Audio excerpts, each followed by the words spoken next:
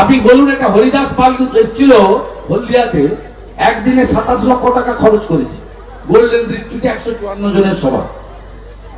আর তৃণমূলের যোগ্য senior leader Sudhanshu Mondal থেকে বিপ্লব রায়চৌধুরী, ওদের কি করুণ পরিণতি দেখুন।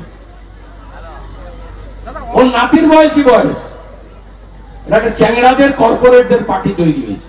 ভোট মিটলেও কোচবিহারে অশান্তি অব্যাহত, নাটাবাড়িতে 2 বিজেপি নেতার উপরে হামলা, আইসিইউতে একজন ভর্তি রয়েছেন বিজেপি নেতা। যতক্ষণ না এই মহিলাকে আমরা প্রাক্তন মুখ্যমন্ত্রী বানাতে পারবো ততক্ষণ এই কাজ তিনি চালিয়ে যাবেন, এবং সবচেয়ে বড় পুলিশ হচ্ছে এই কাজে উনার দোষর। আপনি দেখছেন এত মহিলা এসেছে, একটা পুলিশের ট্রাফিক নেই, ব্যবস্থা নেই। আপনি দেখবেন তৃণমূলের 1.5 পয়সার নেতা, কাটমানি খাওয়া নেতা, আমার এমপি ল্যাড থেকে টাকা তুলতো, যেটা এখানকার এমএলএ 7%।